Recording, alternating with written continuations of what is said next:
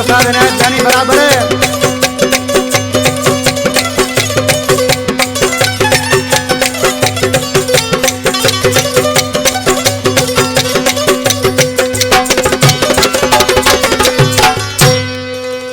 याद कबो उन्हनि खे जेके जीअ में ॼने जायूं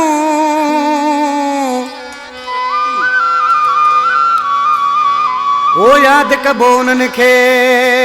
जेके जीअ में ॼने जायूं तो मूंखे ॾिनियूं पायूं सुण आलम जमाली चवे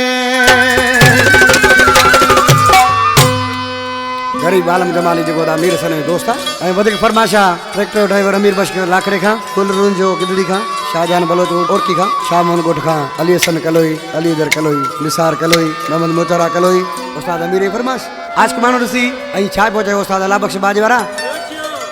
तो केड़ा मुखे सुख दिना जो तो के खणी मां याद कया तो केड़ा मुखे सुख दिना जो तो के खणी मां याद कया उधार करे मुखे दर्द दिना ओ केड़ो वरामा तोले अञा तो केड़ा मुखे सुख दिना जो तो के खणी मां याद कया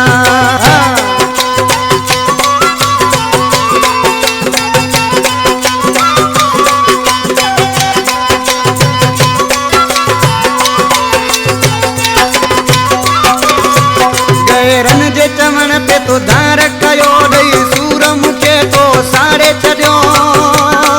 तूं संग दिल निकिते बेवफा दस कहिड़े पासे मुंदियां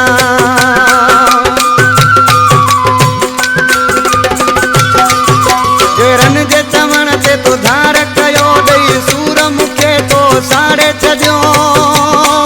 तूं संग दिल निकिते बेवफा दस कहिड़े पासे तो केड़ा मुखे सुख दिना जो तो के खणी मां याद कया तो धार करे मुखे दुखड़ा दिना तो केड़ो मरा मां तोले अञा तो केड़ा मुखे सुख दिना जो तो के खणी मां याद कया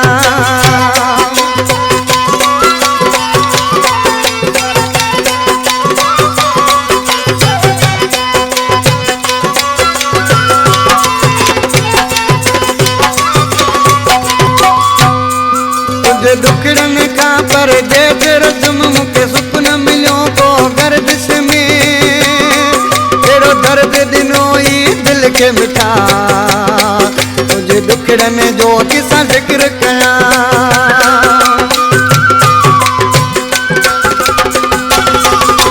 तुझे सूरन का पर देख रसी मुखे सुपन मिलो तो गर्दिश में तेरा दर्द नहीं तो दिल के मिठा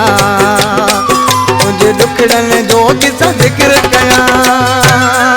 तो केड़ा मुखे सुख दिना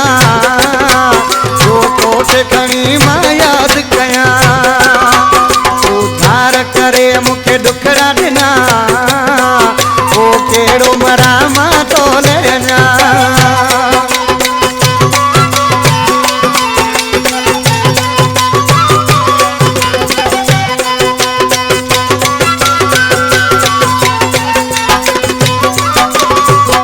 जावेद कलोई दुबई वारा मुते माण्हू खिलिया आहिनि जाम सारा जो हाव छॾियो अथई सारे सफ़ा अहिड़े जीअण खां हाणे तो दर पियां